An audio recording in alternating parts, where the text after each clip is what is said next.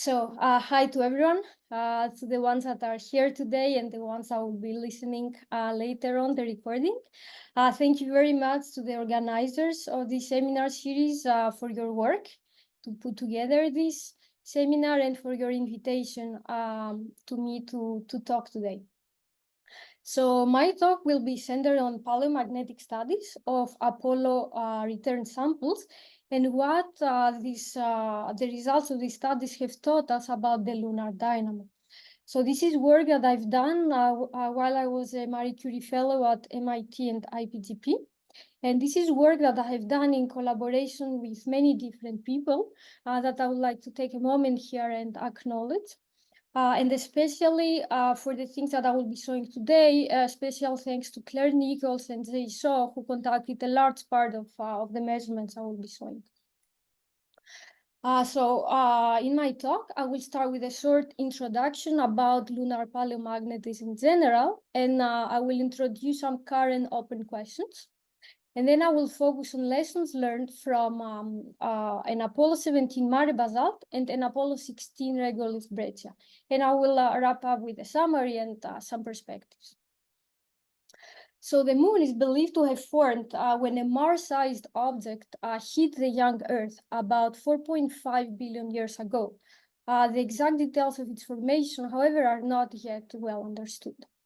It is believed that it has both a solid inner core and a liquid outer core, with the radius of its entire core being just 20% of the moon's radius. We know from spacecraft data, in situ measurements, and Apollo lunar rocks that the lunar crust is magnetized. And this has given rise to the hypothesis that the moon used to host a dynamo. And so here I want to pause a bit to introduce the term of a dynamo, since it is central to my talk and maybe some of the people listening are not familiar with it. So with the term dynamo in planetary science, we refer to the mechanism that converts the kinetic energy of a moving electrically conducting fluid. In this case, for example, it could be the moon's liquid outer core, to electromagnetic energy. The energy source that maintains this liquid in motion is the energy source of the dynamo. And so, as I said, the leading hypothesis of why the lunar crust is magnetized is that the moon used to host such a dynamo, which generated the magnetic field that magnetized this crust. And then this dynamo at some point in the lunar history shut down, leaving the crust magnetized thanks to the ability of some rocks to retain magnetization over billions of years. However, the duration of the dynamo, the mechanism that sustained it, and the strength of the magnetic field that it generated are not fully understood. One way to tackle these questions is by studying the magnetic record of lunar rock samples. So what I'm showing here is results of recent paleomagnetic studies. The y-axis shows the estimated strength of the lunar magnetic field that magnetized a given rock sample, known as the paleointensity. And the x-axis shows time. Please note the y-axis is logarithmic, and moreover, please note that arrows correspond to upper limits, meaning the paleointensity would have been as low as 0. These upper limits are imposed by the recording abilities of the rock samples. Now, the figure I showed, apart from these two intriguing points, I don't know if you can see my sensor, seem to suggest a relatively consistent story, according to which the lunar magnetic field reached several tens of microtesla over an early period that lasted until approximately 3.5 billion years ago and is known as the high field epoch. Then its intensity seemed to have dropped by about an order of magnitude before it eventually shut down completely. There are, however, several aspects that remain puzzling or unanswered. For example, how was the lunar dynamo powered for so long?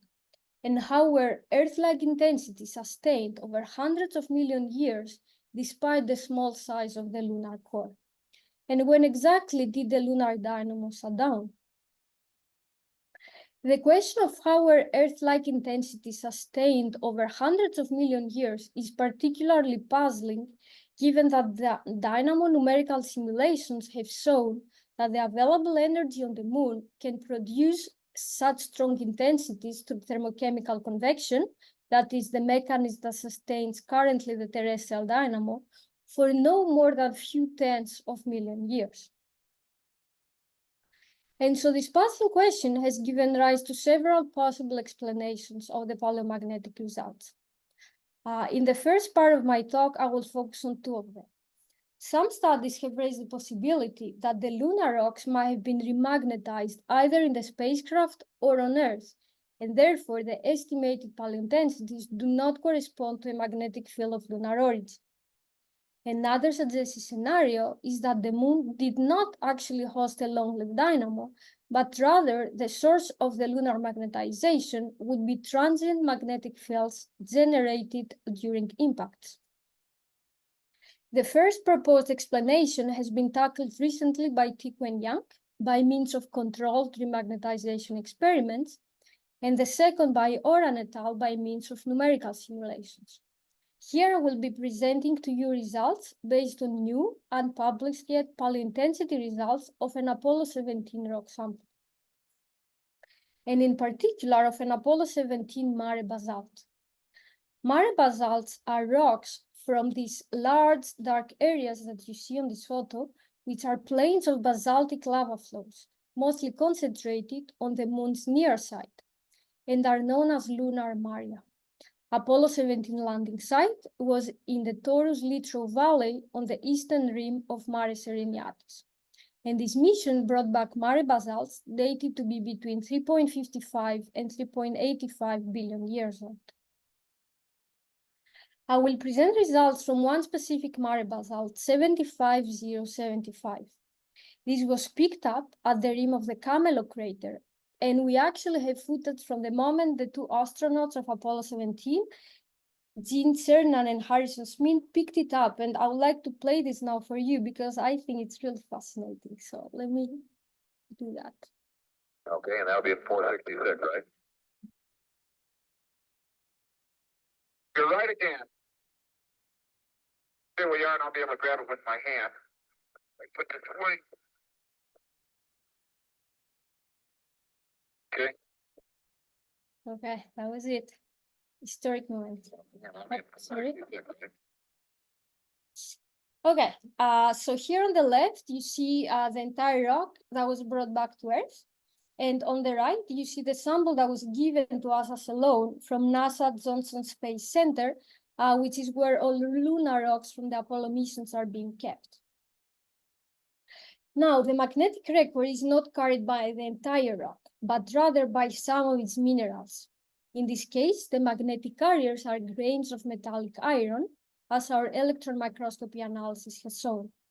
Here you see two scanning electron microscopy images, one at a spatial resolution that allows us to study the composition of the magnetic minerals, and one at a higher spatial resolution that allows us to detect the size of the smallest metallic grains. And in this case, these are at the order of tens of nanometer, small enough, therefore, to have good magnetic recording properties.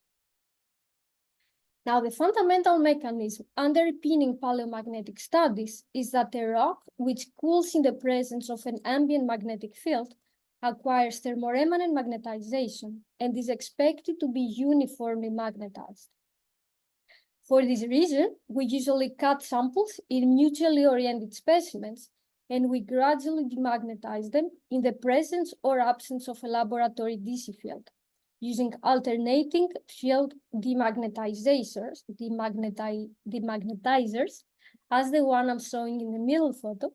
And at each step, we measure their magnetization using rock magnetometers, as the one I'm showing on the right.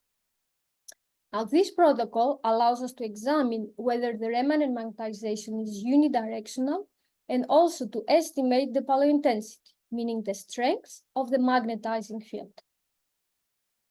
And this is exactly how we proceeded with 75075. Here on the left, you see a photo of how we cut the rock in specimens. And our measurements showed that three of these mutually oriented specimens, BA, BB, and AB, have their magnetization indeed pointing along the same direction as you can see on this pteroplot diagram. We found that the remaining specimens are not good magnetic recorders, and therefore they were not used in our study. Now, the inferred paleo-intensities for these three specimens are around 40 microtesla, which is in agreement with previous studies of rocks of this age. Now, to address the question of whether transient impact-generated fields could have been the origin of this magnetization, it is worth noting that 75075 is a coarse-grained marine basalt with a slow cooling rate of less than 1 degree per hour. This means that it has cooled down too slowly for it to have been magnetized by impact-generated fields, which last less than 1 day. Interestingly, we also found that a subset of the magnetic carriers of the specimen AB was only very weakly magnetized, although the specimen has far better magnetic recording properties than the other specimens. Now, both the fact that it has recorded an additional magnetic signature and the fact that it has better recording properties than the other specimen suggests that it comprises new material that has formed in the presence of a very weak magnetic field. And this is in agreement with the fact that from all specimens, only this one is covered with a dark patina, shown here with the red outline. So what we suggest has happened is that the rock, at the time of its formation, recorded the lunar ambient magnetic field, and this explains the magnetic record that is common among the three specimens. Then the rock got exposed during an impact, and hot iron-titanium-rich patina was splashed at its surface, which got reheated and therefore demagnetized. Now, as the surface cooled down, the magnetic minerals of the patina recorded the absence of a strong ambient magnetic field, which explains the second, weak magnetic signature of specimen AB. Importantly, up until our study, the magnetic minerals of the patina did not get remagnetized, which means that the entire rock was never exposed to a strong magnetic field since it first acquired magnetization. This demonstrates that the magnetization component that points to the same direction among all three mutually oriented specimens is primary and of lunar origin.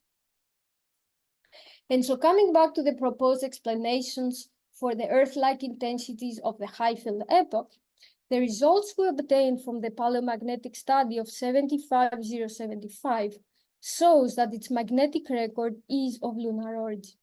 And this magnetic record could have not been acquired by transient impact-generated magnetic fields because of the slow cooling rate of this rock. Now, if we want to include these results in the summary plot that I showed to you earlier, then the paleo-intensity inferred from 75075 sits here, in agreement with previous studies. And so this brings us back to the energy conundrum of how such strong Earth-like intensities were sustained over hundreds of million years, despite the small size of the lunar core.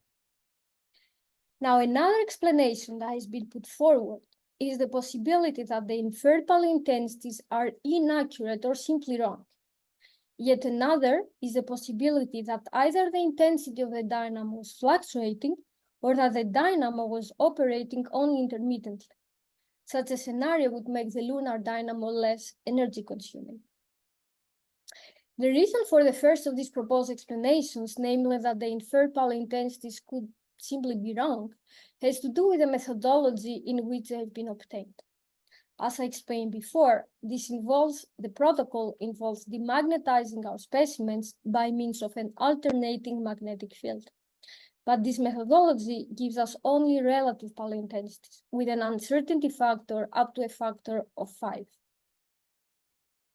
Now, the alternative way involves heating the specimens up to their Curie temperature. By doing so, we reproduce the same conditions in which they acquired thermoremanence in the first place, and this allows us to infer an absolute paleo-intensity. The caveat with this method, though, is that it can thermochemically alter the rocks. For this reason, a controlled atmosphere oven has been designed so that the oxygen fugacity inside the oven resembles that of the lunar atmosphere. Now, looking again at the summary paleointensity plot, this time I've marked with large dots the results that have been obtained by means of heating experiments using a controlled atmosphere oven.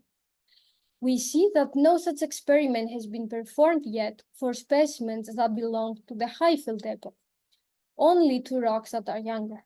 And this is what gives rise to the suspicion about whether these measurements are accurate or not. I should mention that these 4 dots by Tarduno et al. Have been obtained by a different methodology, which relies on brief heating in air using a CO2 laser. Now, in the remaining of my talk, I will address both these 2 questions of whether paleointensities might be inaccurate or whether the lunar dynamo was intermittent or of fluctuating intensity. I will do so by means of results we obtained from an Apollo 16 regolith breccia.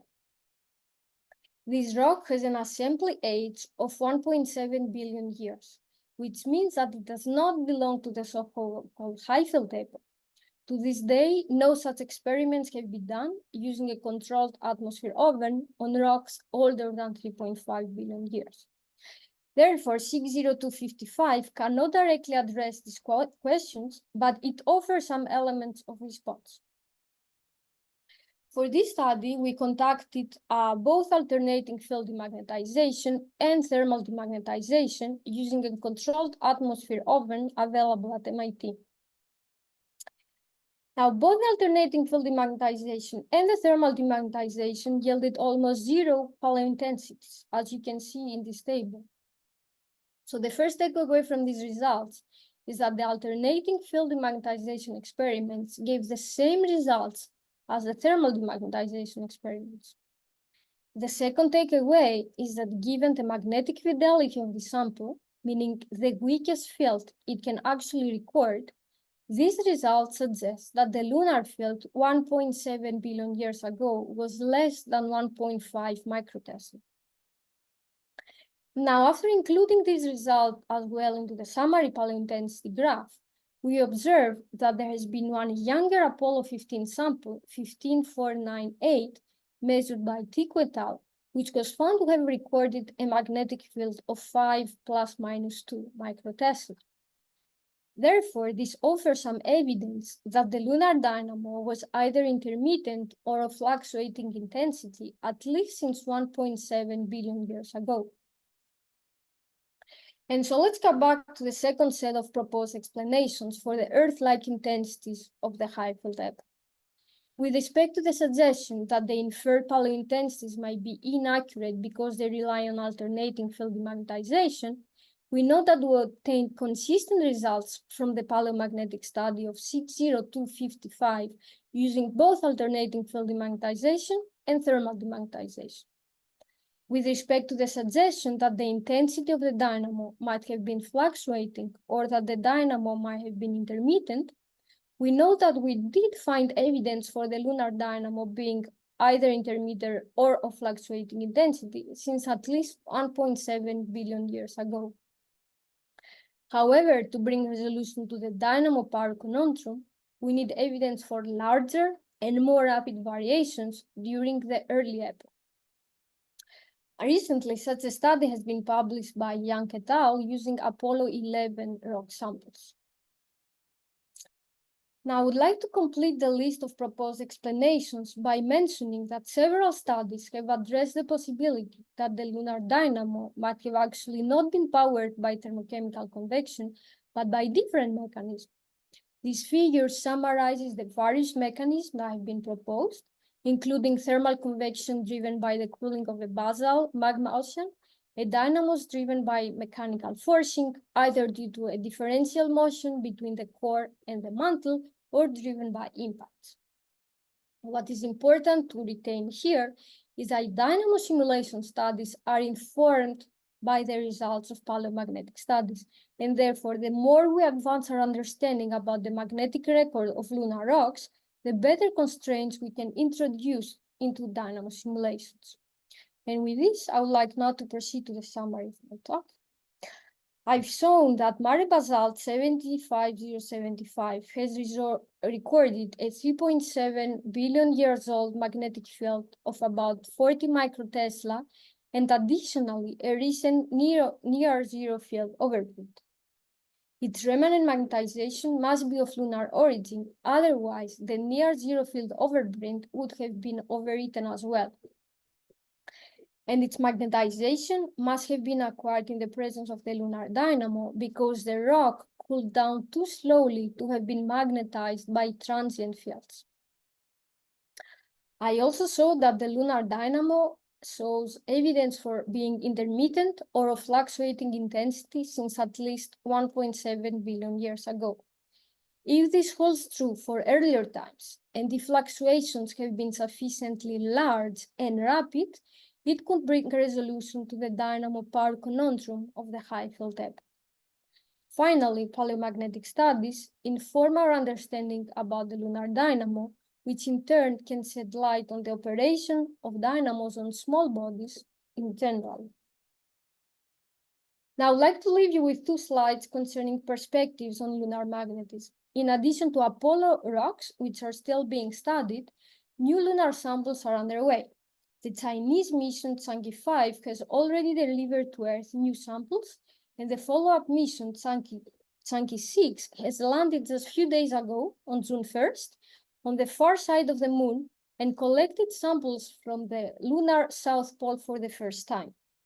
These samples are now on their way to Earth. Moreover, a series of missions in the context of the Artemis program, a collaboration between the US and many other countries, including European countries, is currently under preparation and is expected to collect new rock samples. In addition to having new samples, magnetic microscopy offers an exciting new way to study existing and new samples. Lunar rocks are known to have highly inhomogeneous and on average poor magnetic properties. Magnetic microscopes, like the scanning squid microscope, which is currently being installed at IPGP, and the quantum diamond microscope, currently being installed at Ceres in Aix-en-Provence, can allow us to target specimens with higher than average magnetic properties, and therefore increase the amount of information we can extract from them. And now with this, I will thank you for your attention.